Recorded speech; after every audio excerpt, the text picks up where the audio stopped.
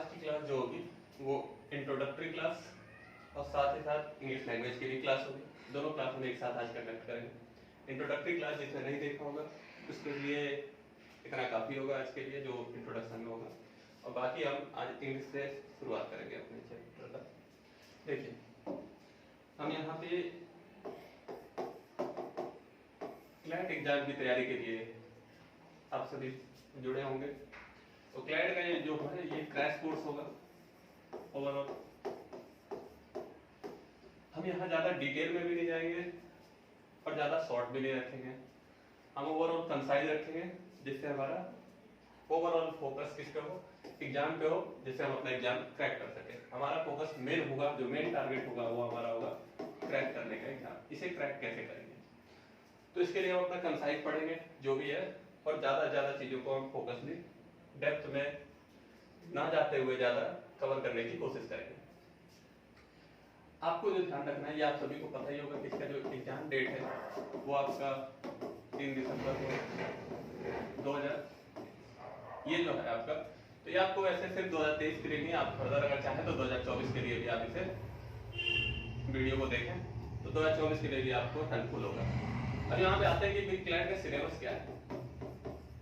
Syllabus की बात करें तो सबसे पहले हम मेनली बात करना चाहेंगे कि सब्जेक्ट इसमें कौन कौन से, क्या क्या हमें पढ़ना है। तो हमें क्या पढ़ना है, हमें इसमें मेनली 5 सब्जेक्ट्स पे हमारा फोकस होता है। ये कहने के लिए वैसे तो 5 ही है, लेकिन ओवरऑल आप इन्हें थोड़ा डिटेल में पढ़ेंगे तो ये आई थिंक 7 या 8 बैठ जाते हैं। तो सब्जेक्ट देखें तो सबसे पहला जो आपका सब्जेक्ट है वो मेरे हिसाब से आपको इंग्लिश लैंग्वेज पे थोड़ा सा फोकस रखना होगा, और इस पे आपकी पकड़ अच्छी होनी चाहिए। फोकस्ड और इस पे आपकी जो है पकड़ बहुत अच्छी होनी चाहिए, जिससे अगर इंग्लिश लैंग्वेज पे आपकी पकड़ अच्छी है तो आप ओवरऑल पेपर इंग्लिश लैंग्वेज में देंगे तो आपको डील करना ज़्यादा आसान हो जाएगा इस पेपर में। इंग्लिश लैंग्वेज के बाद से आएंगे तो हमारा जो पेपर है इसके बाद से हम जो देखेंगे वो है हमारा करंट अफेयर्स। करंट अफेयर्स से आप सभी या तो 12th क्लास में होंगे या अभी 12th पास आउट होंगे। तो करंट अफेयर से यहाँ तक बहुत ही कम बच्चों का कोई रोल होता है कि वो अपना या तो बोर्ड पे फोकस रखते हैं या तो बाहर की चीजों पे। करंट अफेयर में मेनली उनका फोकस होता नहीं। तो करंट अफेयर में आपको क्या करना है, करंट अफेयर के लिए आपको मैगजीन्स पढ़ने होंगे, आपको एडिटोरियल कहीं से देखिए, यूट्यूब पे वैसे बहुत सारे एडिटोरियल एनालिसिस की वीडियोज होंगी, लेकिन आपको क्या वो सब देखने नहीं, आपको देखना है ध्यान में रखते हुए क्लैट के लिए। तो हम आपको इसके लिए एडिटोरियल एनालिसिस के लिए हम आपको पीडीएफ और साथ ही साथ इसके कुछ क्वेश्चंस भी प्रोवाइड कर देंगे। तो आप हमें मैसेज कर सकते हैं अगर पीडीएफ वगैरह या किसी भी चीज के लिए, नोट्स के लिए, तो आप मैसेज कर सकते हैं इस नंबर पे 8512057154। तो हम आपको यहाँ पे नोट्स साथ में क्वेश्चंस प्रैक्टिस के लिए एवरी सब्जेक्ट्स के एडिटोरियल एनालिसिस एडिटोरियल, और साथ ही साथ हम आपको एक कंसाइज मैगजीन भी प्रोवाइड कर देंगे। ये भी हम आपको प्रोवाइड कर सकते हैं, ठीक है। इसके बाद से देखिए करंट अफेयर के बाद से हमारा आता है जो वो है लीगल रीजनिंग। लीगल रीजनिंग क्या है, ओवरऑल जो आप पढ़ेंगे उसी को हम लीगल रीजनिंग कहते हैं। इसके अंदर 2 पार्ट्स होते हैं कि आपको इसमें क्रिमिनल लॉ भी पढ़ना है, लॉ ऑफ टॉर्ट्स भी पढ़ना है, और भी बहुत सी चीजें आपको इसमें सीखनी होगी। तो ओवरऑल आपको लीगल रीजनिंग के लिए क्या आपको जानकारी रखनी है कि कॉन्स्टिट्यूशन आपको आना चाहिए या कोई सीआरपीसी आईपीसी आना चाहिए, तो ऐसा कुछ भी नहीं है। आप इससे पहले नहीं पढ़े, कोई दिक्कत नहीं है। आपको सिर्फ एक बेसिक नॉलेज होनी चाहिए, ये कह लीजिए आपको एक जनरली एक सिटीजन के राइट के बारे में पता होना चाहिए। तो लीगल रीजनिंग की भी बात। नेक्स्ट आपको जो पढ़ना है इसमें वो है लॉजिकल रीजनिंग। आपकी लॉजिकल कैपेसिटी भी होनी चाहिए कि आप चीजों को सोचते कैसे हैं, कोई चीज अगर हो रहा है तो क्यों हो रहा है, क्या है, कैसे हो रहा है, इन सभी चीजों के बारे में भी आपको जानकारी रखनी होगी। और साथ ही साथ इसके आते हैं एक नेक्स्ट पार्ट में जिसे कहते हैं क्वांटिटेटिव टेक्निक्स, यानी कि ये ओवरऑल मैथ की बात करते हैं, लेकिन मैथ में ये कोई ऐसा नहीं है कि 10th-12th लेवल का मैथ होगा। इसमें मेनली आपको data interpretation, profit loss, ratio proportion, percentage, इन सब पे आपकी पकड़ होनी चाहिए, तो ये हो जाएगा। ओवरऑल देखेंगे तो पेपर का वेटेज कैसा है। पेपर के वेटेज की अगर बात की जाए आपसे, तो पेपर का वेटेज में बात करूं तो देखिए सबसे पहले इंग्लिश लैंग्वेज की बात करें तो इंग्लिश लैंग्वेज का जो वेटेज वो ओवरऑल पेपर का 20% है। यानी कि इससे जो क्वेश्चंस आते हैं वो लगभग 22 से आपको 26 क्वेश्चंस पूछे जाते हैं। 22 से 26 क्वेश्चन पूछ लिए जाते हैं ओवरऑल पेपर में। सबसे पहली बात आप। दूसरा, अगर इसके बाद से आप देखिए किसी पेपर का वेटेज, तो लीगल रीजनिंग का देखिए। लीगल रीजनिंग का जो वेटेज है वो 25% है पूरे पेपर का। मतलब आप इससे निकालना चाहें तो 25% आप इससे अनुमान लगा सकते हैं कि इससे 32 से 34 क्वेश्चन आपसे पूछ लिए जाएंगे। ओवरऑल आपको मैं एक एवरेज आइडिया देता हूं तो 30 क्वेश्चन आपको इससे पूछ लिए जाएंगे। नेक्स्ट आता है आपका लॉजिकल रीजनिंग। लॉजिकल रीजनिंग से भी आप देखेंगे तो इसका वेटेज भी कितना है, 20% वेटेज है। यानी ओवरऑल आइडिया इससे भी कितना है आपके लिए, इससे भी आपको वही 22 से 26 क्वेश्चंस पूछे जाएंगे। एवरेज आप लेके चले तो 24 क्वेश्चन आप एवरेज मान सकते हैं कि एवरेज 24 क्वेश्चन आपको हर साल पूछे जाते हैं। नेक्स्ट अगर बात करें हम आपका करंट अफेयर का, यह आपका एक इंपॉर्टेंट सेगमेंट है जो कि तीनों में रोल प्ले करता है। करंट अफेयर एक बहुत इंपॉर्टेंट सेगमेंट है, ये ध्यान रखिएगा। ये आपके लिए मैं सम्मान भी कर रहा हूँ, ये एक इंपॉर्टेंट सेगमेंट है क्योंकि आज से पहले बहुत ही कम बच्चों ने इस पर ध्यान दिया होता है। इसका वेटेज कितना है, इसका वेटेज 25% है, यानी एवरेज इससे जो है 30 क्वेश्चन पूछे जाते हैं। और नेक्स्ट जो आपका मैथ की बात करें, इसे मैं शॉर्ट में मैथ लिख देता हूँ।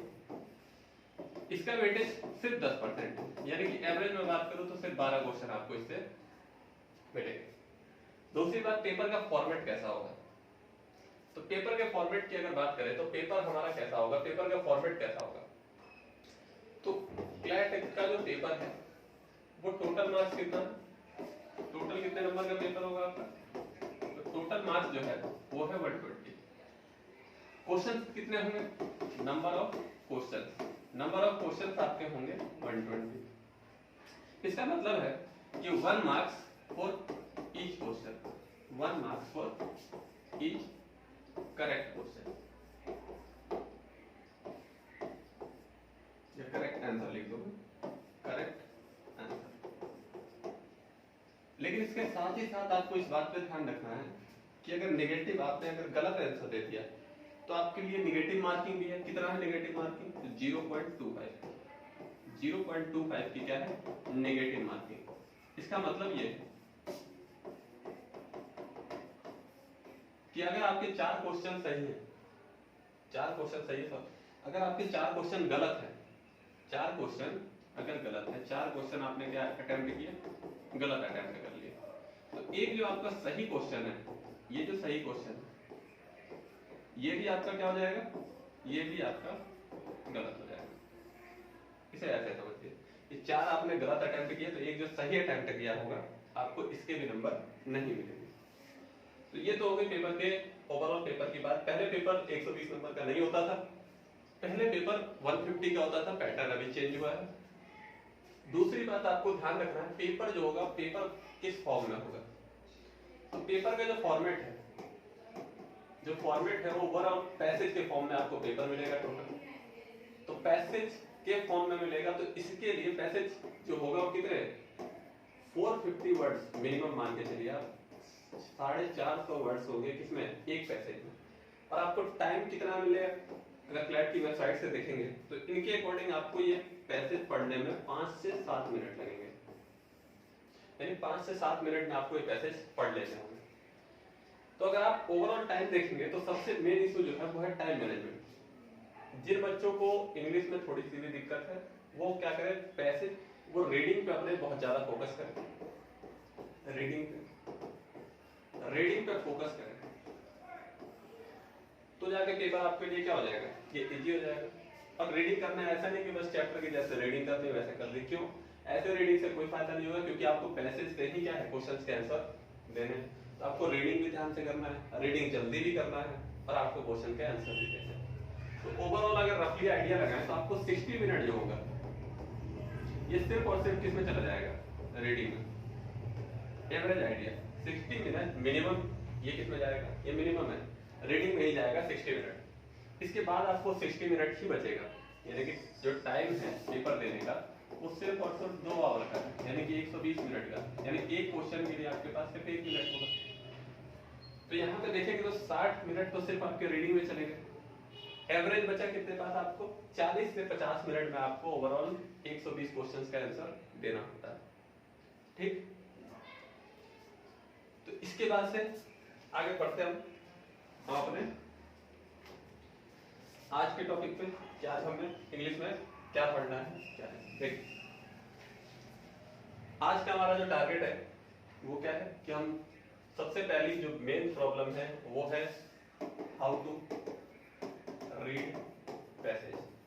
पैसेज को रीड कैसे करें, टैकल कैसे करें पैसेज को, क्योंकि पैसेज रीड कर लिया, अब पैसेज कोई छोटा नहीं है। आपके 10th क्लास का तो पैसेज है नहीं जो आपने 100, 150, 200, 250 वर्ड, लेकिन यहाँ पे जो पैसेज है वो पैसेज कितने वर्ड्स का है, 450 वर्ड्स है, जो कि एक बहुत अच्छा खासा बड़ा और लेंथी पैसेज आपको देखने को मिलेगा। तो 450 वर्ड्स आपको पढ़ने के लिए आपको टाइम भी तो लगेगा। तो सबसे पहली बात आती है कि पैसेज को रीड कैसे करें। रीड कर लिया, चलिए पैसेज रीड भी कर लिया हमने, लेकिन इसके साथ ही साथ अगर मान लीजिए कि पैसेज रीड करने के बाद आपको दोबारा क्वेश्चन आपने पढ़ा, अब क्वेश्चन को आंसर देने के लिए क्या आप दोबारा पैसेज पढ़ेंगे, रीड तो नहीं करेंगे दोबारा। तो पैसेज पढ़ के आपको पैसेज को याद भी नहीं कर सकते, इतना बड़ा पैसेज आपको दिमाग में याद भी नहीं रहने वाला। तो करेंगे कैसे, ऐसे क्वेश्चन का आंसर कैसे करेंगे। पैसेज को रीड भी नहीं करना, हमें रिविजिट करना नहीं है ज्यादा। रिविजिट करेंगे तो हमारे पास टाइम की लिमिटेशंस हैं, हमें क्वेश्चन सही भी अटेम्प्ट करना है। तो आज की हमारी जो ओवरऑल क्लास होगी वो पूरी की पूरी बेस होगी कि पैसेज को रीड कैसे करें, पैसेज को टैकल कैसे करें। तो इसके लिए हम एक पैसेज के लिए ही हम मेनली एक समझेंगे मैपिंग के बारे में कि मैपिंग कैसे करते हैं। तो दूसरा कुछ हम इसमें एक तो आपके लिए प्रैक्टिस के लिए एक पैसेज भी हमने इसमें इन्वेंट किया हुआ, प्रैक्टिस पैसेज भी डाला है, जो कि प्रैक्टिस पैसेज जो भी होंगे वो आप ध्यान रखेंगे वो PYQ होगा, या तो क्लैट का होगा या एलेट का होगा, इनके PYQs ही होंगे, जिससे आपको क्या हो ओवरऑल एक आइडिया मिल जाए। ओवरऑल आइडिया क्या कि पैसेज कितना टफ आता है या कितना इजी आता है, आपको कितना आता है, कितना कर सकते हैं और कितना मेहनत करने की जरूरत है, आपकी वोकैब कहाँ है, इन सभी चीजों के बारे में आपको यहाँ से नॉलेज मिल जाएगा। तो देखिए सबसे पहला चैलेंज क्या है, inability to understand the text, कि हमने जो पढ़ा पैसेज हमें समझ ही नहीं आया क्या लिखा है पैसेज में। हमें सबसे पहले दिक्कत क्या है कि हमें समझ ही नहीं आया। हमारे पास सबसे बेसिक क्वेश्चन होती है अंडरस्टैंडिंग की, ये भैया हमने तो ये पैसेज जो पढ़ लिया, यहाँ पे बड़ा लगा दिया क्वेश्चन मार्क, क्या हमें समझ ही नहीं आया क्या कह रहे थे। तो इसके लिए क्या है आपको कहीं ना कहीं वोकैब पे, फ्रेसेज पे, इन सभी पे भी ध्यान देना होगा। नेक्स्ट बात करें कि सबसे पहली बात जो है आपको पैसेज पढ़ना कैसे है, इस सबका सॉल्यूशन क्या है। देखो आपका जो डाउट था वो डाउट क्या है, पहला डाउट आपका क्या है कि इनएबिलिटी है अंडरस्टैंड द टेक्स्ट, यानी जो लिखा है उसको पढ़ने में दिक्कत हो रही है, उसको समझने में दिक्कत हो रही है। तो आपको करना क्या, इसके लिए सॉल्यूशंस क्या दिया है। सबसे पहला क्या है कि रीड एग्रेसिवली, मतलब जो भी पैसेज दिया है उसको एग्रेसिव रीड कीजिए। एग्रेसिवली रीड का मतलब क्या है कि मतलब आपने जो भी पढ़ना है वो सही से पढ़े, कैसे पढ़े, फोकस्ड होके। अब फोकस के लिए कुछ बच्चे क्या करते हैं कि कुछ बच्चे पैसेज को लाउडली रीड करते हैं, तो आपको इससे भी अवॉइड करना है। फोकस होकर पढ़ने के लिए लाउडली रीड नहीं कर सकते, इसे भी बचे आप। इसे अगर हैबिट है आपकी तो इसे भी चेंज करें, लाउडली रीड ना करें, क्योंकि एग्जाम हॉल में आप क्या करेंगे, एग्जाम हॉल में तो आप लाउडली रीड नहीं करेंगे, तो वहां पे आप फोकस कैसे बिल्ड करेंगे। तो यहाँ पे देखिए बाकी चीजें मैंने लिख रखी है, जैसे एग्जाम्पल के लिए ही देखिए। तो सबसे पहले आपको जो पैसेज है वो करेंगे कैसे। मान लीजिए आप एग्जाम हॉल में आपको 4 पैसेज करने हैं। 4 पैसेज में से एक पैसेज आपने उठाया जो कि आपने आज तक नहीं पढ़ा, जैसे मान लीजिए इकोनॉमी की बात करते हैं, इकोनॉमी से आपका आज तक दूर दूर तक लेना देना नहीं। फाइनेंस की बात करते हैं, इनसे आपका कोई लेना देना नहीं, आपने आज तक नहीं पढ़ा, आपने जाना ही नहीं है, सब्जेक्ट भी होता है कुछ। तो अगर इससे रिलेटेड कोई पैसेज मिल जाता है तो क्या आप इसे करेंगे, नहीं। आपको जो पैसेज स्टार्टिंग में पढ़ते में ही आपको लग रहा है ये नहीं है, हमारे समझ में ही नहीं आ रहा, तो इस पैसेज को क्या कर दीजिए, लीव कर दीजिए। इस पैसेज को लीव कर दिए, लेकिन टेम्पररी, परमानेंट नहीं। 4 पैसेज में से कोई ना कोई 2 पैसेज ऐसे जरूर होंगे जो कि आपको आ रहा होगा।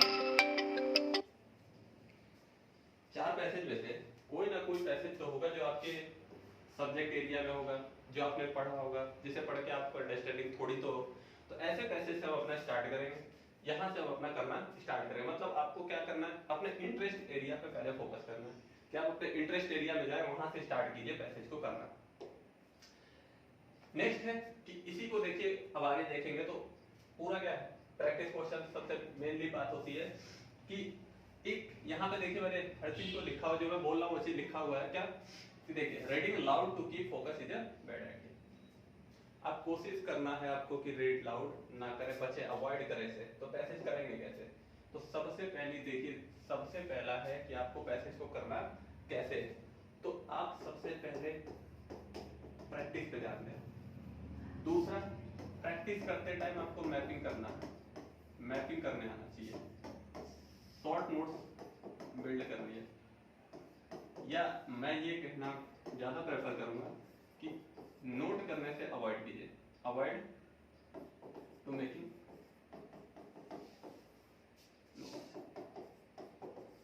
नोट्स नहीं बनाइए। आपके पास इतना टाइम नहीं है, टाइम मैनेजमेंट का सारा खेल, आपके पास टाइम नहीं है कि आप क्या करेंगे, नोट्स बनाएंगे। तो इन पे ध्यान देना, मैपिंग क्या होता है आगे हम इसके बारे में भी डिस्कस करेंगे, ठीक है। तो दूसरी बात आपको क्या करना है, आप ये भी ध्यान रखिए कि जो पैसेज आपके पास दिया हुआ है, पैसेज को आप मल्टीपल रीडिंग से अवॉइड करेंगे। मल्टीपल रीडिंग,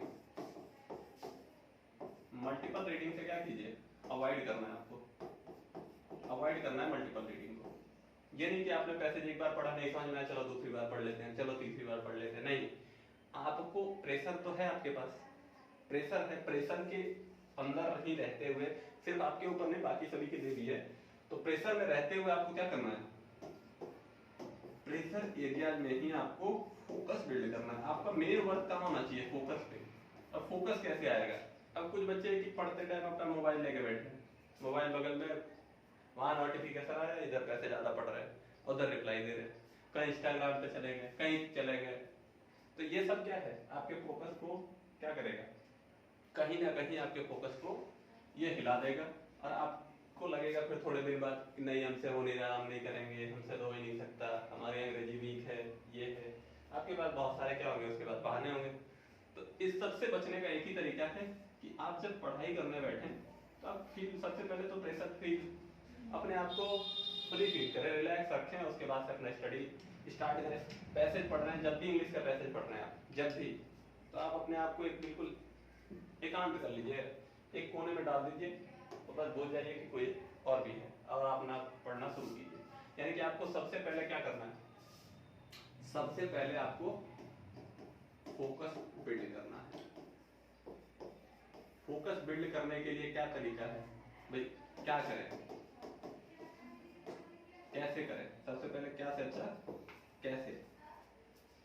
तो फोकस बिल्ड करने का सबसे अच्छा तरीका है क्या, आपको जो चीजें अभी लगती है कि अभी हमारे लिए बहुत अच्छी बातें हैं, बहुत मजा आ रहा है, ये सभी चीजें क्या है आपके लिए, डिस्ट्रैक्शन है। डिस्ट्रैक्शन आपको पता होगा बेटर कि आप क्या, आपके लिए डिस्ट्रैक्शन क्या है। जैसे कुछ मैं एक रफली आइडिया देता हूँ, जैसे कुछ बच्चों के लिए मोबाइल हो गया, कुछ बच्चों के लिए टीवी हो गया, कुछ बच्चों के लिए कुछ शो, मोबाइल भी नहीं तो मोबाइल के अंदर कुछ शोज होते हैं, जैसे इंस्टा हो गया उनका, व्हाट्सअप हो गया, सोशल मीडिया अकाउंट मेनली कह सकते हैं। ये सभी चीजें क्या है, उनके लिए डिस्ट्रैक्शन है। या कुछ बच्चों के लिए उनके फ्रेंड्स भी डिस्ट्रैक्शन होते हैं, या कुछ के रिलेटिव्स हैं। तो ये सभी के सभी डिस्ट्रैक्शन सभी के पास अलग अलग होते हैं, डिफरेंट टाइप के। तो इसमें से आपके पास जो भी है, सबसे पहले आपको क्या करना है, अपने डिस्ट्रैक्शन पे कंट्रोल करना है। और ये आपको खुद करना है, ये आपके लिए करने कोई नहीं आने वाला है, आपको ये काम खुद करना है, सेल्फ। आप पहले डिस्ट्रैक्शन को अपने आइडेंटिफाई कीजिए, उसे कैसे आप कंट्रोल करेंगे इस बात पे आप ध्यान दीजिए। आपके पास ज्यादा टाइम नहीं है, मोस्ट ऑफ द डे मैं आपको रफली आइडिया दूं तो ज्यादा से ज्यादा आपके पास कितने दिन है, 50 दिन और बचे, और 50 दिन में आपको सिलेबस भी कंप्लीट करना है, प्रैक्टिस भी करना है, मैगजीन्स भी पढ़ने हैं, सब कुछ करना है। और साथ ही साथ अगर आप बोर्ड के स्टूडेंट है तो आपको बोर्ड पे भी अपने फोकस करना है। तो इन सभी के लिए सबसे पहले आपको फोकस रहना है, और डिस्ट्रैक्शंस को क्या करना है, इनको अवॉइड करना है। देखिए आप कैसे कर सकते हैं, आपके पास क्या डिस्ट्रैक्शंस है, उन्हें आप अवॉइड कीजिए। इसके बाद से आप देखिए अपने आप को, ऐसा नहीं है कि आप पूरे टाइम पढ़ ही सकते हैं, नहीं, अपने आप को क्या कीजिए, रिलैक्स एंड काम, अपने आप को टाइम दीजिए, किसी और को नहीं।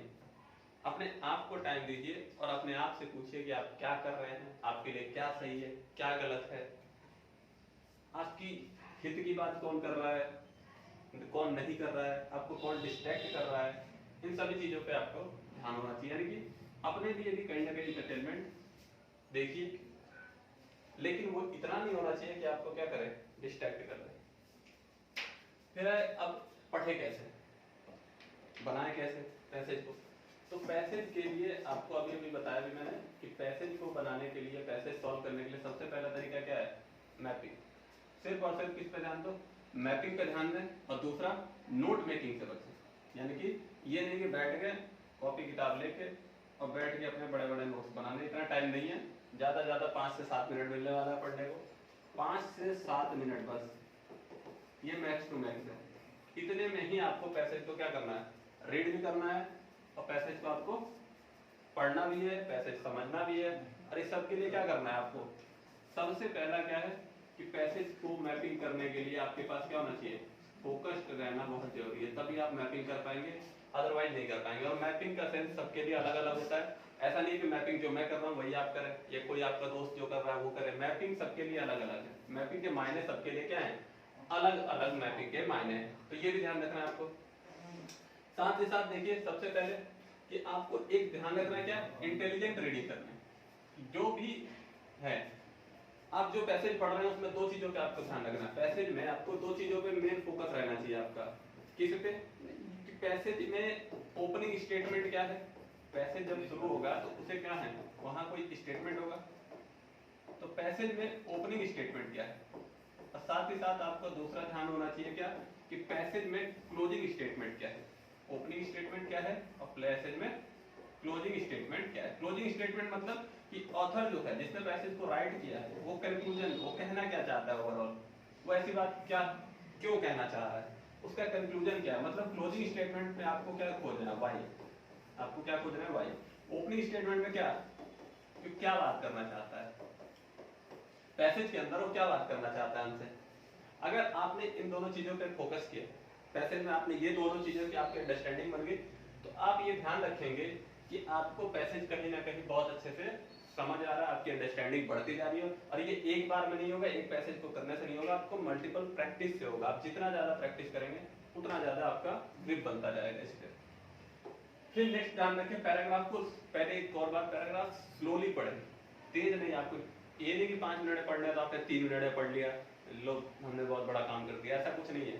आपने पढ़ तो लिया लेकिन आपको समझ नहीं आया, तो आपको अंडरस्टैंडिंग भी बना के रखनी है। तो इसीलिए पैसेज को स्लो रीड करें, और इतना भी स्लो रीड ना करें कि आप याद करने लगे पैसेज को।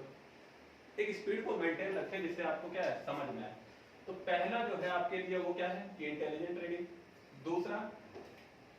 दूसरा है आपके लिए स्ट्रक्चरल साइन पोस्ट। मतलब इसे कहते क्या है कि ट्रांजिशन वर्ड्स आपको क्या करना है, खोज के रखना है। आपको ट्रांजिशन वर्ड्स खोज के, अब ये ट्रांजिशन वर्ड्स क्या होता है, ट्रांजिशन वर्ड्स हर पैसेज में आपको कहीं ना कहीं मिलता है। क्या है ये, जैसे आपको एक एग्जांपल अगर दें तो ट्रांजिशन वर्ड्स के लिए आप सिंपल ही ऐसे एक एग्जांपल दे सकते हैं। जैसे मान लीजिए किसी ने ये 2 स्टेटमेंट, 2 एग्जांपल आपके लिए लेता हूं कि I really love you and, अब इसके बाद से आपके लिए क्या है, fill in the blanks. I really love you and, इसके बाद से आपके लिए फिल इन द ब्लैंक्स। और इसमें आपको फिल करना है, खुद आपको फिल करना है। तो आप क्या फिल करेंगे, एंड के बाद आप लगा सकते हैं विल टुगेदर, विल टुगेदर, या कुछ भी आप इसके बाद जो भी लगाएंगे वो क्या है, तो उसका जो साइन आएगा, उसका जो साउंड होगा वो कैसा होगा, पॉजिटिव साउंड होगा। उसमें से जो बात होगी वो पॉजिटिव बात होगी। यानी कि भाई इसमें देखो यहाँ पे क्या है, जो भी आप कहें, अब इसमें कुछ भी कहें आप, इसमें एंड के बाद आप इसमें नेगेटिव साउंड्स का सेंटेंस ऐड नहीं कर सकते। लेकिन यहाँ देखें सेकंड क्वेश्चन में, सेकंड में देखिए एग्जांपल में, यार रियली लव यू बट, अब यहाँ बट लिखा हुआ है, यानी कि आप यहाँ पे पॉजिटिव साउंड नहीं निकालें। यहाँ क्या लिखेंगे, सेम बात को लिखें, वी डोंट लिव टुगेदर, या we can't live together, we can't live together, we can't live together. ये क्या है, ये आपका देखिए तो पॉजिटिव नहीं, यहाँ पे क्या है, नेगेटिव साउंड है। तो यहाँ पे सिर्फ वर्ड्स देखिए किसकी वजह से, यहाँ पे एंड की वजह से और यहाँ पे बट की वजह से। तो ऐसे वर्ड्स को ही हम क्या कहते हैं, ट्रांजिशन वर्ड्स कहते हैं। कि जिससे क्या हो, जो भी सेंटेंस है उसका साउंड, यहाँ से देखें तो ये क्या है, पॉजिटिव साउंड है, यहाँ से देखें तो ये क्या है, नेगेटिव साउंड है। तो इस पे डिपेंड जो कर रहा है। तो ऐसे वर्ड्स जिसकी वजह से पॉजिटिव साउंड निकल रहा है, ऐसे वर्ड जिसकी वजह से नेगेटिव साउंड निकल रहा है, इन्हीं को क्या कहते हैं, ट्रांजिशन वर्ड्स। यानी कि इन्होंने क्या किया, पूरा का पूरा ट्रांसफॉर्म कर दिया सेंटेंस को। यहाँ पे सेंटेंस को पूरा मीनिंग ट्रांसफॉर्म कर दिया, यहाँ पे सेंटेंस की मीनिंग को ट्रांसफॉर्म कर दिया। तो अब देखिए हमारा अल्टीमेट गोल क्या है। हमारे पास सबसे पहले बेसिक गोल हमारा देखिए, हमारे पास तीन सबसे मेन हमारे पास क्वेश्चन है कि गोल क्या है हमारा पैसेज को रीड करते टाइम। पैसेज को रीड करते टाइम हमारे पास गोल क्या है, मतलब हमें क्या ध्यान में रखना है। तो हमें पहला ध्यान में रखना है क्या, कि हमारा फोकस कहीं नहीं जाना चाहिए, हमारा कंसंट्रेशन वही पैसेज पे ही होना चाहिए। इस बात पे होना चाहिए, किस बात पे, क्या, कैसे और क्यों, इस बात पे हमारा फोकस होना चाहिए। दूसरी बात क्या है हमारे लिए, जनरल क्वेश्चन। अब पैसेज से, अब पैसेज आप जितने ज्यादा प्रैक्टिस करेंगे, आप एक आइडिया लगना चाहिए, लॉजिकली आपको सोचने की एबिलिटी आपकी बढ़नी चाहिए कि एक्चुअली ऑथर हमसे क्या पूछना चाहता होगा। या अगर वो पैसेज हमें दे देता तो हमसे क्या पूछता, हमसे क्या कहता कि कोई 5 क्वेश्चन बनाओ, हम क्या बनाते हैं, इस पे भी आपका क्या होना चाहिए, ध्यान होना चाहिए। तो जनरल क्वेश्चन जो होंगे इसके लिए आपको ध्यान रखना है कि ये क्या है, एक बार रीड करने के बाद ही, एक बार आपने पैसेज रीड किया और उसके बाद से आपने इस क्वेश्चन को अटेम्प्ट कर लिया, यानी इस क्वेश्चन के लिए आप क्या दोबारा रिविजिट नहीं करेंगे। यानी जैसे मान लीजिए पैसेज में पूछ रहे हैं कि ओवरऑल पैसेज का क्या है, समरी क्या था, तो आपको पैसेज को रीड नहीं करने जाना है, आप पूरा पैसेज दोबारा नहीं रीड करेंगे। थर्ड पॉइंट है आपका स्पेसिफिक क्वेश्चन। क्वेश्चंस क्या होंगे आपके लिए, तो स्पेसिफिक क्वेश्चन में वो क्या पूछ लेगा आपसे, कोई टर्म पूछ लेगा, किसी वर्ड्स का मीनिंग पूछ लेगा आपसे, कोई फ्रेजल वर्ड्स पूछ लेगा, कोई डेट पूछ लेगा, एनीथिंग एक्सेट्रा कुछ भी पूछेगा। तो उसके लिए अगर कोई स्पेसिफिक क्वेश्चन है तो उसके लिए आपको क्या करना है, अगर आप श्योर हैं तो ठीक है, अदरवाइज आप क्या कर लीजिए, इसमें रिविजिट कर लीजिए। स्पेसिफिक क्वेश्चन के लिए आप रिविजिट टू पैराग्राफ कीजिए, पैसेज नहीं पैराग्राफ, मैपिंग के थ्रू आप रिविजिट कीजिए। ये नहीं कि आप पूरा पैसेज रीड करने चलेगा, नहीं, आपको रिविजिट करना है, बट कहाँ, पैराग्राफ में। इसी के लिए आपको मैपिंग करनी होती है कि कोई भी टर्म पूछे, मीनिंग पूछे, या फिगर ऑफ स्पीच पूछ ले, फिगर ऑफ स्पीच को हम आगे वैसे पढ़ेंगे डिटेल में। तो इन सभी चीजों के बारे में अगर पूछे तो आपको क्या करना है कि आप दोबारा रिविजिट कर सकते हैं। यानी कहाँ रिविजिट नहीं करना है, जनरल क्वेश्चन के लिए आपको रिविजिट नहीं करना, टाइम सेव करना अपना। स्पेसिफिक क्वेश्चन के लिए आप रिविजिट करेंगे, बट ओनली पैराग्राफ पे, पूरे पैसेज पे रिविजिट नहीं करना आपको। तो ये हमारे 3 गोल रहेंगे, फोकस, जनरल क्वेश्चन अटेम्प्ट करना और स्पेसिफिक क्वेश्चन को अटेम्प्ट करना। नेक्स्ट बात करें तो देखिए कुछ ट्रांजिशन वर्ड्स मैंने लिखे हैं आप लोगों के लिए, जैसे इट हो गया, moreover, none of the less, inspired, despaired also, ये सब क्या है आपके लिए ट्रांजिशन वर्ड्स होते हैं, जिनकी वजह से क्या है पूरा सेंटेंस का ही, पूरा सेंटेंस आपके लिए, पूरा सेंटेंस का जो मीनिंग है वो चेंज हो जाता है। नेक्स्ट बात करते हैं हम आपका टॉपिक स्ट्रक्चर साइन पोस्ट का। अब इसमें क्या है, आपको डिटेलिंग पे ध्यान देना है। डिटेलिंग क्या है, यहाँ पे ध्यान दीजिए, पहला पॉइंट क्या है स्ट्रक्चर साइन पोस्ट में, कि साइन पोस्ट मतलब जो आपने ट्रांजिशन वर्ड लिखे उनकी डिटेलिंग में ध्यान दें। जैसे एग्जांपल के लिए देखेंगे, इलस्ट्रेशन मतलब एग्जांपल यहाँ, ठीक है। तो यहाँ पे कोई पर्टिकुलर वर्ड्स हो गया, कोई स्पेसिफिकली वर्ड हो गया, इन पे आपको क्या है ध्यान रखना है। और साथ ही साथ किस पे ध्यान रखना है आपको, कॉन्ट्रास्ट पे। कॉन्ट्रास्ट मतलब कि भाई डिस्कशन जो है हमारा, ये जो डिस्कशन चल रहा था, ये डिस्कशन को कहीं दूसरी तरफ तो नहीं लेके चला गया। कॉन्ट्रास्ट पे भी आपको ध्यान रखना है कि कॉन्ट्रास्ट का मतलब ही ये होता है क्या, जो भी डिस्कशन है वो कहीं अपोजिट डायरेक्शन में तो नहीं जा रहा है। जो हमारा डिस्कशन पहले इस रास्ते में जा रहा था, वो कहाँ है, उसे घुमा तो नहीं दिया गया, उसे कहीं ऊपर नीचे, या वो अभी भी सीधे रास्ते में जा रहा है। यानी कॉन्ट्रास्ट पे भी आपको क्या है ध्यान रखना है। तो कॉन्ट्रास्ट जो होगा वो क्या हो सकता है, कॉन्ट्रास्ट जो होगा वो मतलब जैसे बट हो गया, बट से क्या हो गया पूरा डिस्कशन मोड़ दिया गया, हाउएवर हो गया, नेवरथलेस हो गया, इन स्पाइट हो गया, और इन कंट्रास्ट हो गया, येट हो गया, ऑन वन हैंड हो गया। ये सभी वर्ड्स पे भी आपको क्या है ध्यान रखना है। ये सभी वर्ड्स आपके लिए यहाँ पे लिखे हुए डिटेल के लिए भी और कॉन्ट्रास्ट के लिए आप ये एक बार रीड कर सकते हैं। नेक्स्ट आपका एडिशन पे भी ध्यान होना चाहिए कि एडिशन मतलब कि आइडिया बिल्डिंग कुछ है, कुछ नया ऐड हो रहा है क्या पैसेज में, या कुछ नया ऐड कर सकते हैं क्या पैसेज में, ओवरऑल बात क्या है। तो ये एडिशन पे भी ध्यान रखना है, आइडिया बिल्डिंग पे। जैसे यहाँ पे वर्ड के लिए जो एडिशन के लिए एंड हो गया, इन एडिशन टू हो गया, ट्रूथ मोर हो गया, मोरोवर हो गया, बिसाइड्स हो गया, then too also, both and another, equally important, first, second, it कुछ भी हो सकता है यहाँ पे। तो ये वर्ड्स आपके लिए मैंने ओवरऑल यहाँ लिखे हुए हैं, आप इन्हें एक बार रीड कर सकते हैं। करते हैं कि ये वर्ड्स अगर लिखे हैं तो मतलब क्या है, कुछ ऐड किया जा रहा है पैसेज में, कुछ एडिशनली यहाँ पे बताने की कोशिश की जा रही है। नेक्स्ट बात करते हैं टाइम की। ये आपको बहुत ज्यादा ध्यान रखना है, इनको आपको लिख के रखना है। टाइम पोस्ट में ये सभी चीजें आपको लिख के रखनी है। टाइम के बारे में, टाइम क्या हो सकता है कि आफ्टर, बिफोर, सिंस, ठीक है, यहाँ पे इन सभी चीजों को लिख के रखना है। इसके लिए एक एग्जांपल में लिखा मैंने कि I used to stay in Jaipur. जैसे मैं मान लेते हैं कि अभी कहाँ हूँ, तो अभी इसे मैं थोड़ा चेंज करूँ, I used to stay in, मैं पहले मान लीजिए नोएडा में रहता, ठीक है, तो मैंने एक सेंटेंस लिखा I used to stay in Noida, now I stay in, अब मैं कहाँ रहता हूँ। तो अब यहाँ दोबारा नोएडा लिखूँ तो कैसा रहेगा, एक इलॉजिकल बात रहेगा, भाई पहले भी नोएडा में रहता था, अब भी नोएडा में रहता हूँ, बताया क्या मैंने आपको, कुछ भी नहीं बताया। तो ये थोड़ा इलॉजिकल सेंस है। तो अगर मैं पहले कहीं और रहता था तो उसके लिए मैंने वर्ड यूज कर लिया I used to stay in Noida, now, यहाँ से देखें नाउ, तो यहाँ से अब कहाँ पे रह रहा हूँ मैं, तो नाउ मैंने मान लिया अब कहाँ हूँ, तो नाउ स्टे इन दिल्ली, ठीक। तो ये वर्ड ध्यान रखें कि वर्ड जो है, वर्ड क्या बताएंगे, टाइम को डिस्क्राइब कर रहे होंगे, तो इन पे भी आपको ध्यान रखना होगा। तो ये सभी चीजें जो भी मैंने लिखा है इन्हें आप एक बार जरूर रीड करेंगे। अब ओवरऑल जो भी हमने अब तक पढ़ा उसका ये कह लीजिए सारांश क्या है, समराइज क्या है, कहना क्या चाहता है कि भाई सबसे पहले हमें पैसेज के मेन आइडिया पे ध्यान रखना है, क्यों, क्या कहना चाहता है ऑथर, हमसे क्या कहना चाहता है। दूसरा उसका प्राइमरी पर्पस क्या है, वो क्यों कहना चाह रहा है, भाई कोई बात है क्यों कहना चाह रहा है। तीसरा टोन क्या है उसका, टोन क्या है उसके कहने का, मतलब कैसे कह रहा है उस बात को, ब्रीफली कह रहा है, खुशी से कह रहा है, किस तरीके से कह रहा है, टोन क्या है। एंड नेक्स्ट स्ट्रक्चर क्या है, मतलब उसमें जो आइडिया है वो उसका फ्लो कैसा है, किस वे में कहना चाह रहा है वो बात अपनी, ठीक है। तो बात करने के लिए कई तरीके होते हैं, तो इस पे हमें मेनली हमें इन 4 चीजों पे ध्यान रखना है, क्या कह रहा है, क्यों, कैसे और फ्लो ऑफ आइडिया, क्या, क्यों, कैसे और फ्लो ऑफ आइडिया। नेक्स्ट बात करते हैं, देखिए एक पैसेज है आपके लिए, एग्जांपल ये है आज के लिए, ये आपका प्रैक्टिस क्वेश्चन में है।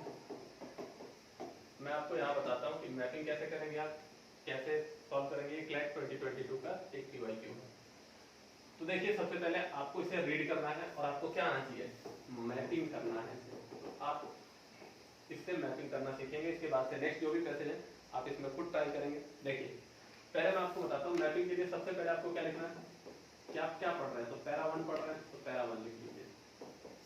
यहाँ पे मैपिंग में आपको डिटेलिंग नहीं लिखना, सिर्फ लिखना है क्या, public speaking is a powerful real life skill over the centuries, impressive speeches made by people from various walk of life have helped to change hearts, minds and shape the world as we see it today। अभी यहाँ पे overall बात किसकी की जा रही है, public speaking की। तो हमने ये वर्ड लिख लिया कि भाई किसकी बात की जा रही है, पब्लिक स्पीकिंग की। अब ये ध्यान रहे मैपिंग सभी के लिए वेरी करता है, मैपिंग सभी का अलग अलग है। अब मान लीजिए पब्लिक स्पीकिंग लिखना है तो आप जरूरी थोड़ी है पब्लिक स्पीकिंग लिखें, आप PS लिख लीजिए शॉर्ट में। अगर आपको समझ में आता है, किसी को समझ में आता है PS से, भाई PS मतलब पब्लिक स्पीकिंग, उसने अपना शॉर्ट में बना लिया। किसी को पब्लिक स्पीकिंग में आता है तो आपको ओवरऑल लिखना है, तो क्या आप पूरा लिखेंगे, नहीं। तो वो पब्लिक स्पीकिंग की बात की जा रही है, ठीक है। ओवरऑल ये क्या कह रहा है कि सेंचुरी में ये पब्लिक स्पीकिंग में जो भी स्पीच देते हैं, यानी जो भी इन्फ्लुएंसर पीपल्स हैं, इनका क्या है, इनकी जो स्पीकिंग की बात की जाती है, ठीक है। नेक्स्ट क्या है कि speeches that are delivered with intense emotions and conviction. Conviction मतलब होता है बिलीव, विश्वास। Can infuse compassion and forgiveness. Infuse का मतलब होता है क्रिएट, कुछ नया क्रिएट करना। एंड कंपैशन मतलब काइंडनेस, दयालुता, ठीक है, उदार भावना। And forgiveness elevate levels of hatred and destruction, break और यूनाइट। यहाँ से ये सभी चीजें क्या है कि बिलीव के बेस पे, क्रिएट के बेस पे, काइंडनेस, फॉरगिवनेस, इन सब के बेस पे पब्लिक स्पीकिंग दिए जाते रहे आज से भी लगभग 100 साल 1000 साल से ये प्रथा चली आती जाती है। दूसरा आपको देखिए यहाँ पे टाइम लिखा, यानी कि ओवरऑल इसमें बात किसकी की जा रही है, स्पीचेस की बात की जा रही है। ओवरऑल इसमें बात किसकी की जा रही है, स्पीचेस की बात की जा रही है। दूसरा इसमें टाइम लिखा है, तो टाइम आपको जरूर लिखना है, टाइम आपको जरूर लिखना है। टाइम क्या लिखा है कि October 5 in 1877 in the mountains of Montana Territory when Chief Joseph surrendered to General Nelson a Miles, the former gave a surrender speech। देखिए यहाँ पे डेट आपको लिखना है क्या, 5 अक्टूबर 1877, 5 अक्टूबर 1877। कहाँ पे, तो मोन्टाना टेरिटरी, मोन्टाना टेरिटरी। तो ये आपने लिख लिया मोन्टाना टेरिटरी, ठीक है। यहाँ पे किसकी बात हो रही है, chief Joseph. Chief Joseph, chief मतलब जो मुख्य आदमी है, चीफ जोसेफ।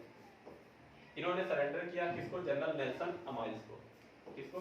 नाम बस ध्यान रखना है, जनरल नेल्सन अमाइल्स, नेल्सन अमाइल्स, इनको सरेंडर किया। और इन्होंने क्या दिया है? चीफ जोसेफ ने क्या दिया है? सरेंडर स्पीच दिया। तो हमने यहाँ पे लिख दिया सरेंडर।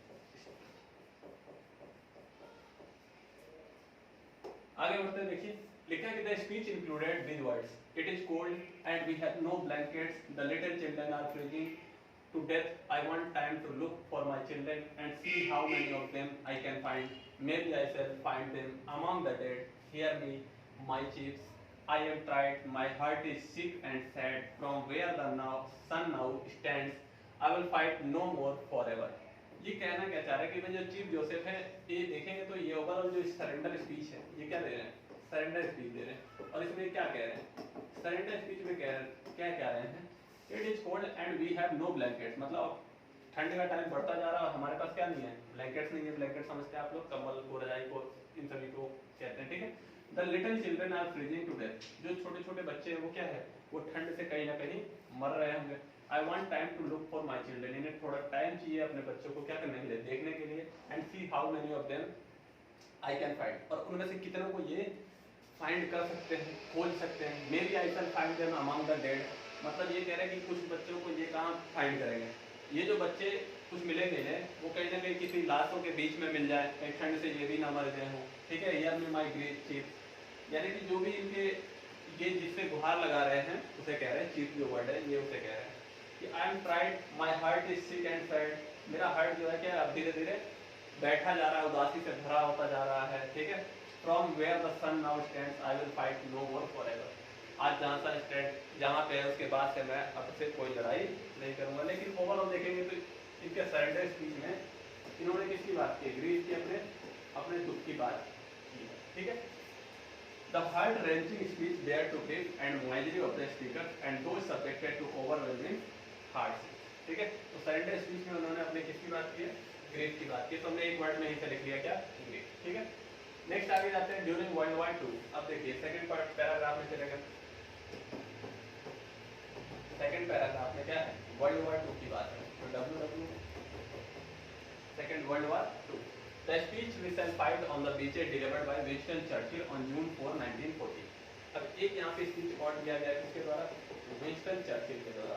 विंस्टन चर्चिल, ये कौन है? ब्रिटेन के उस टाइम के प्रधानमंत्री थे। कब दिया गया है? तो जून 4, 1940। तो डेट हमें और नाम ये दोनों जोड़ लिखना है। Is considered a high-powered speech that strengthened the determination of those present in the House of Commons। कहाँ पे दिया इन्होंने स्पीच? इन्होंने जो अपनी स्पीच दी है वो दी है हाउस ऑफ कॉमन में। हाउस ऑफ कॉमन क्या है? जैसे इंडिया में हमारा जो पार्लियामेंट है उसमें लोकसभा और राज्यसभा होता है, सेनेट के यहाँ क्या होता है? हाउस ऑफ कॉमन होता है, ठीक है। नेक्स्ट है, in the speech he said even though large tracts of Europe and many old and famous states have fallen or may fall into the grip of the Gestapo and all the odious apparatus of Nazi rule, we shall not flag or fail। ये कह रहे हैं क्या कि अभी तक हमने देखा कि जो यूरोप में जो बहुत सारे बड़े देश थे, जो पुराने देश थे, उन सभी ने क्या किया? नाजियों के सामने या तो अपने आप को सरेंडर कर लिया, या तो हार गए, या तो उन्हें हराने में असक्षम है, ठीक है। तो इसकी बात की कर रहे हैं, अपने कहाँ कर रहे हैं? तो हाउस ऑफ कॉमन्स में खड़े होकर कर रहे हैं। आगे कह रहे हैं we shall go on to the end, मतलब हमें कहाँ अंत तक लड़ना होगा। We shall fight in France, हमें फ्रांस में लड़ना होगा, ठीक है। We shall fight on the seas, हमें कहाँ है? समुद्र में लड़ना होगा। And we shall fight on the ocean, हमें कहाँ है? महासागरों में भी लड़ना। We shall fight with growing confidence and growing strength in the air, we shall defend our island whatever the cost may be, मतलब हमें अपनी आइलैंड को किसी भी कीमत पे क्या करना है? डिफेंड करना होगा, हमें लड़ना होगा। We shall fight on the beaches, we shall fight on the landing grounds, we shall fight in the field and in the streets, we shall fight in the hills, मतलब पहाड़ों पे, बीच में, लैंड में, कहीं पे भी जहाँ पे भी हमें लड़ना पड़े हम वहाँ क्या करेंगे? लड़ेंगे। मतलब ओवरऑल इन्होंने जो बात की है विंस्टन चर्चिल ने, किसकी बात की है? फाइट की बात की है। जो इनका स्पीच है वो कैसा है? फाइट के बारे में, ठीक है। 1950 एक थर्ड यहाँ पे पैराग्राफ, यहाँ पे क्या है? पैराग्राफ आप यहाँ पे लिखते चलेंगे। तो यहाँ पे देखिए, यहाँ पे जो टाइमलाइन है वो क्या है? 1950 का। 1950 विलियम फॉकनर, नाम लिखना जरूर याद रखें, विलियम फॉकनर। अब WF भी लिख सकते हैं आप, इसके लिए आपकी मर्जी, आपके अंडरस्टैंडिंग जहां पे भी करती है। Was honored a Nobel Prize for his significant contributions of the American Nobel, यानी कि इन्हें क्या मिला है, नोबल प्राइज मिला है। तो आप इसे चाहे तो नोबल प्राइज लिख दें, नोबल प्राइज मिला है, ठीक है। किसके लिए मिला है, तो अमेरिकन नोबल के लिए। किसके लिए मिला है, तो अमेरिकन एक नोबल के लिए नोबल प्राइज मिला है। अब नोबल प्राइज में क्या मिला, देखिए, this was the time when the Soviet union had found the possible implications of the use of the atomic bomb and people had begun to live in the fear of annihilation. In this his Nobel Prize acceptance speech, देखो यहाँ पे जो है एक time की बात की जा रही है। यहाँ पे जो टाइम है वो कौन सा है, कि जब सोवियत यूनियन को पता चल गया था अमेरिकन एटॉमिक बम के बारे में, इन्हें इसके बारे में जब पता चला उस टाइम की बात है। तो जो फॉकनर है उन्होंने क्या दिया, एक्सेप्टेंस स्पीच। नोबल प्राइज जो इन्होंने लिया होगा, नोबल प्राइज, तो जैसे आप लोगों ने देखा होगा कि बहुत सारे सेरेमनीज में कि जब किसी को कोई अवार्ड देते हैं तो जो साइड में उसके जो अवार्ड देता है और जो एंकर होता है वो माइक देता है कि भाई आपको कुछ कहना है, आपने अवार्ड लेके कैसा लगा, किसको कंट्रीब्यूट, ये सब चीजें जो होती हैं, तो इसी को हम कहते हैं एक्सेप्टेंस स्पीच। तो यहाँ पे इन्होंने क्या दिया, एक्सेप्टेंस स्पीच दिया है, एक्सेप्टेंस स्पीच। तो एक्सेप्टेंस स्पीच में इन्होंने क्या किया, अर्ज किया। अर्ज मतलब सिंसियरली अपनी बात को बहुत ही ज्यादा सिंसियर होके कह देना कि भाई हमें बड़ा अंदर से ऐसा लग रहा है कि ऐसा होना चाहिए। Writers of various genres to think and write beyond the fear of destruction and instead write materials that would lift the human spirit. The powerful message included, I believe that man will not merely मतलब होता है only endure, he will prevail। मतलब ये कहना क्या चाह रहे हो ओवरऑल कि भाई जो भी राइटर हैं इन लोगों से क्या कर रहे हैं, अर्ज कर रहे हैं, मतलब सिंसियरली अपनी बात को कह रहे हैं कि जिम्मेदारी पूर्वक कह रहे हैं कि हमें क्या करना चाहिए, अब हमें फेयर के बारे में, डिस्ट्रक्शन के बारे में, लड़ाई झगड़े, इन सभी चीज़ों से हटके भी अब कुछ लिखना चाहिए। किसके बारे में, ह्यूमन स्पिरिट के बारे में लिखना चाहिए, जिससे जो यंग जनरेशन है उसे क्या मिले, उसे मोटिवेशन मिले, उसे प्रोत्साहन मिले कुछ नया करने का, और साथ ही साथ क्या है, साथ में रहने का, शांति से को एग्जिस्टेंस एक्चुअली में कहने का। आगे लिखा है कि he is immortal not because he alone among creatures has an inexhaustible voice, but because he has a soul, as a spirit capable of compassion and sacrifice and endurance. The poet's, the writer's duty is to write about these things, its privilege, help man endure। यानी overall इनमें जो बात है वो अभी तक किसकी बात कर रहे हैं, अपने स्पीच में ही जो भी ये बात कर रहे हैं अपने स्पीच के अकॉर्डिंग ही ये बात कर रहे हैं, ठीक है। आगे देखेंगे तो लिखा है कि the poet voices need not merely का मतलब ये बता, तो मेयरली मतलब क्या है, ओनली, ठीक है। The record of man it can be one of the props, the pillars to help him endure and prevail. Undoubtedly effective speech have a long lasting impact on the mind on the listener and they elevate the levels of awareness और action the speaker intent to raise और catalyse. मतलब ये बात, ये देखिए conclusion वाला part है, ये क्या है हमारा, क्या कंक्लूजिंग पार्ट है। अब इस पार्ट में देखिए कंक्लूडिंग पार्ट, कंक्लूडिंग में क्लोजिंग स्टेटमेंट क्या है, आप देखिए ये क्या हमारा क्लोजिंग स्टेटमेंट है। तो क्लोजिंग स्टेटमेंट में क्या कहना है कि जो लिसनर्स हैं, जो स्पीकर्स हैं, उनका एक बहुत बड़ा इम्पैक्ट रहता है, लॉन्ग लास्टिंग मतलब लंबे समय तक इम्पैक्ट रहता है किसके, जो लिसनर है उसके दिमाग पे, वो सोचता है इनकी बातों में। यानी जो इन्फ्लुएंशियल पीपल है उनके जो स्पीक्स है, जो पब्लिक स्पीकिंग्स है, उसके बारे में क्या है इफेक्ट की बात कर रहे हैं, और ओवरऑल कहना क्या चाहते हैं कि भाई कैसे अपने अपने स्पीच को दे जिससे यंग जनरेशन जो है क्या है वो क्या फील करे, थोड़ा मोटिवेट फील करे, स्पिरिट आए उसके अंदर कुछ नया करने का, ठीक। अब इसी से रिलेटेड क्वेश्चन हैं। अब इससे देखिए ये पैसे जितना बड़ा है, अब इसके बाद से देखिए क्वेश्चन करने के से पहले सबसे पहले क्या करना है, आपने जो मैपिंग किया है उसे अभी एक धागे में पिरो लीजिए, मतलब आप उसे समराइज कीजिए। आप देखिए कि उसमें क्या आपको समझ में आ रहा है, आपने जो मैपिंग किया उसे समराइज कीजिए। कैसे करेंगे, सबसे पहले हमने कहाँ से शुरू किया, यहाँ। अब आपको पैसेज नहीं पढ़ना, अब आपको अपने सिर्फ क्या है मैपिंग के जो पैरा आपने जहाँ मैप किए वो पैरा 1 में आपने क्या मैप किया, पब्लिक स्पीकिंग के बाद में स्पीचेज वगैरह की बात हो रही है। यहाँ पे 5 अक्टूबर 1877 में मोंटाना टेरिटरी में चीफ जोसेफ ने सरेंडर किया और उन्होंने एक सरेंडर स्पीच दिया। सरेंडर स्पीच में उन्होंने क्या किया, अपने दुख के बारे में बताया, क्या है कि जो बच्चों के बारे में, ठंड के बारे में, ये सब दुख के बारे में बताया। और नेक्स्ट आप जाए पैरा 2 में, तो वर्ल्ड वॉर 2 के टाइम की बात है, जहाँ पे विंस्टन चर्चिल ने हाउस ऑफ कॉमन्स में 4 जून 1940 को एक स्पीच दिया है और उन्होंने अपनी स्पीच में क्या कहा है, उन्होंने अपनी स्पीच में फाइट की बात की है कि भाई हम लैंड पे, एयर में, कहीं भी ओशियन सी जहाँ भी होगा वहाँ हम क्या करेंगे, फाइट करेंगे, मतलब अपने लोगों को इनकरेज करने की कोशिश की। फिर पार्ट 3 में देखें तो 1950 की बात है, यहाँ पे विलियम फॉकनर क्या है, एक नोबेल पीस प्राइज विजेता है। इन्हें क्या है, इनकी बात की गई है, नोबेल पीस प्राइज विजेता, इनकी बात की गई है और इन्होंने अपनी क्या है एक्सेप्टेंस स्पीच दी है। एक्सेप्टेंस स्पीच में क्या है, इन्होंने अपनी बातें बताने की कोशिश की है, ठीक है। नेक्स्ट देखेंगे तो यही स्पीच इन्होंने कंटिन्यू किया है कि स्पीच में बताया कि कैसे बाकी राइटर्स को क्या करना चाहिए आगे आके पब्लिक स्पीकिंग में, जो भी है अपनी थोड़ी सी फेयर डिस्ट्रैक्शन वगैरह इन सबसे थोड़ा सा ध्यान हटाना चाहिए। और क्लोजिंग स्टेटमेंट में यही बात की गई है कि भाई जो लॉन्ग लास्टिंग इम्पैक्ट होता है किसी का, कोई भी पब्लिक स्पीकर है तो उसका लॉन्ग लास्टिंग इम्पैक्ट होगा किस पे, लिसनर्स पे होगा। तो इस बारे में यहाँ पे बात की गई है, ठीक है। अब आते हैं पहले क्वेश्चन में। पहला क्वेश्चन क्या है कि the main idea of the passage is that, main idea क्या है, मतलब कहना क्या चाहता था, मेन आइडिया मतलब क्या कहना चाहता था ओवरऑल ऑथर इस पैसेज के माध्यम से, वो कहना क्या चाहता है। तो आपको सबसे पहले एक चीज ध्यान रखना है कि यहाँ पे 4 ऑप्शन तो दिए हैं, लेकिन आप सिर्फ एलिमिनेट करेंगे। आप मेथड कौन सा यूज करेंगे, मेथड कौन सा यूज करेंगे, एलिमिनेशन का। आप सिर्फ और सिर्फ एलिमिनेशन का मेथड यूज करेंगे। मतलब आप कंक्लूजन पे नहीं पहुंचेंगे कि हाँ अच्छा ये पहला ठीक है, चलो ठीक है, बाकी 3 आपने पढ़ा ही नहीं। आपको चारों इस ऑप्शंस पढ़ने और उसमें से एक्यूरेट ऑप्शन आपके लिए क्या होगा, जो होगा वही सही होगा।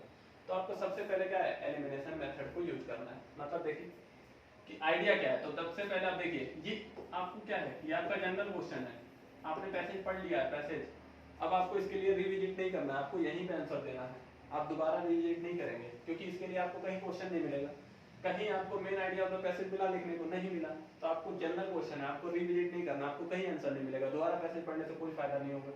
इसीलिए पैसेज को स्लोली पढ़े और ध्यान में रखते हुए पढ़े और मैपिंग करते हुए पढ़े।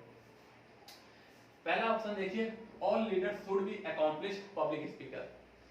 जितने भी लीडर हैं वो सभी के सभी अकॉम्प्लिश्ड पब्लिक स्पीकर्स होते हैं, ठीक है, ये बात इसमें कोई दिक्कत नहीं है, लेकिन इसका कोई लेना देना खास उससे पैराग्राफ से है नहीं यहाँ पे, तो ये ऑप्शन तो आपका नहीं होगा। नेक्स्ट है an impactful speech can convey a strong message to the listener. जो इम्पैक्टफुल स्पीच होता है वो जाता है, स्ट्रॉन्ग मैसेज देता है लिसनर के पास। तो ये ऑप्शन हो सकता है, इसके बारे में हम विचार कर सकते हैं, यानी कि मे भी सही है मे भी गलत है, मैं अभी तक हम श्योर नहीं है, नहीं कि आपने टिक कर दिया। यहाँ पे आप सियोरिटी बना के रखिए कि चलिए हो सकता है ये भी ठीक है, बाकी 2 तो पढ़े। थर्ड लिखा है कि speech should sound pleasing to the ears of the listener.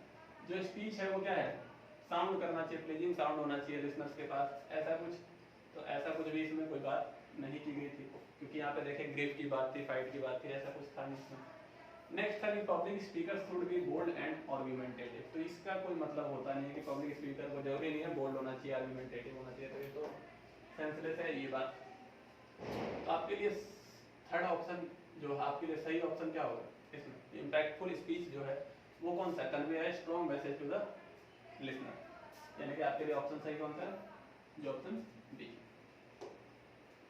Next question आते हैं कि the tone of the surrender speech. Surrender speech का टोन कैसा है, तो सरेंडर स्पीच का जो टोन है वो कैसा है, सटायरिक। सटायरिक मतलब होता है व्यंग्य, व्यंग्य तो नहीं था ये, तो पहला ऑप्शन तो नहीं हुआ। ऑप्टिमिस्टिक, ऑप्टिमिस्टिक मतलब होता है पॉजिटिव, पॉजिटिव। तो सरेंडर स्पीच की बात कर रहे हैं, ये सरेंडर स्पीच में किसकी बात थी, सरेंडर स्पीच में ग्रीफ की बात थी। आप यहाँ चाहें तो आप रिविजिट कर सकते हैं, जैसे आप चाहें तो सरेंडर स्पीच के लिए रिविजिट कर सकते हैं कि सरेंडर स्पीच क्या था।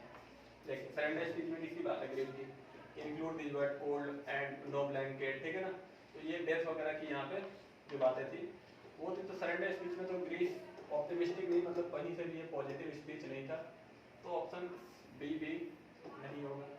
सी है पॉइग्नेंट, मतलब कि कुछ sadness, evoking of a sense of sadness, मतलब यहाँ पे ओवरऑल बात सैडनेस की अगर कहें तो ये हम कंसिडर कर सकते हैं। नेक्स्ट देखते हैं नार्सिस्टिक। नार्सिस्टिक भी नहीं था, ठीक है, तो हमारा क्या है सही ऑप्शन क्या होगा, सी। नेक्स्ट आते हैं कि it is evident that through this speech Churchill wished to his countryman. Churchill अपने देशवासियों को क्या कहना चाहते हैं, विंस्टन चर्चिल, जो हमने पैरा 2 में पढ़ा था, क्या कहना चाह रहे हैं, inform about the challenges that arise in a war zone. ये इन्फॉर्म कर रहे नहीं, अपनी स्पीच में इन्होंने कहीं भी इन्फॉर्म नहीं किया। तो आप इसके लिए देखिए प्रॉपर नाम है, तो आप इसके लिए क्या कर सकते हैं, आप रिविजिट कर सकते हैं, आप इसके लिए रिविजिट कर सकते हैं कि देखिए तो यहाँ पे इनकी जो स्पीच है वो इस स्पीच में पूरे में क्या कर रहे हैं कि we shall fight in the France, यहाँ पे ओवरऑल किसकी फाइट की बात कर रहे हैं, ओवरऑल ये बात किसकी कर रहे हैं, लड़ने की बात कर रहे हैं। तो ये मतलब इंफॉर्मेशन तो नहीं दे रहे हैं कि अपने देश को कि भाई देखो कल को लड़ाई हो जाएगी या बगल में क्या हो रहा है, ऐसा कुछ तो नहीं कह रहे हैं।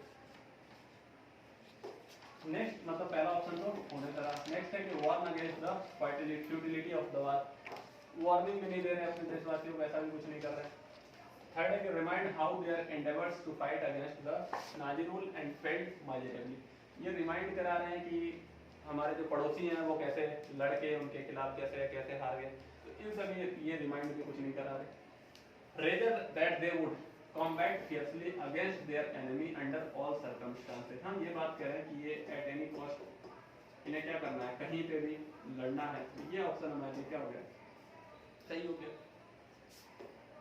नेक्स्ट बात करें फोर्थ की कि which one of the following is the last likely to be least, यहाँ पे वर्ड ध्यान रखें, लीस्ट लाइकली लिखा है, least likely to be used to describe Churchill, यानी कि चर्चिल को डिस्क्राइब करने के लिए कौन सा वर्ड इसमें से सही नहीं है, सही नहीं है, सही नहीं है। पहला रिजोल्यूट, रिजोल्यूट का मतलब होता है कि सॉलिड स्ट्रॉन्ग पर्सनालिटी का आदमी, तो वो तो चर्चिल है क्योंकि लड़ने की बात कर रहे हैं तो स्ट्रॉन्ग पर्सनालिटी तो है। अनडाउटेड मतलब होता है जिसे कोई दिक्कत ना हो अपने फैसले पे जो टिका रहे, बोल्ड आदमी एक तरीके से, तो वो तो है चर्चिल। कंप्लेसमेंट, कंप्लेसमेंट का मतलब होता है थोड़ा लेजीनेस टाइप का आदमी, रिलैक्स मोड में चलो चिल कर रहा है, चलो कोई नहीं हो रहा है होने दो, कोई दिक्कत नहीं है, तो कंप्लेसमेंट हो सकता है। थर्ड है, फोर्थ है अनवेवरिंग, अनवेवरिंग का मतलब होता है जो अपनी बातों पर टिका हो कि जो कह दिया अब कह दिया, उसके बाद से कुछ नहीं, देख जो होगा देख लिया जाएगा। तो चर्चिल कैसे नहीं है, चर्चिल कंप्लेसमेंट नहीं है, तो ऑप्शन हमारा सही कौन सा है, सी ऑप्शन हमारा सही। नेक्स्ट देखें तो in the sentence the poet voice need not merely be to record the man, it can be one of the props the pillars to help him endure and prevent, Faulkner has used to convey the power of a poet writing.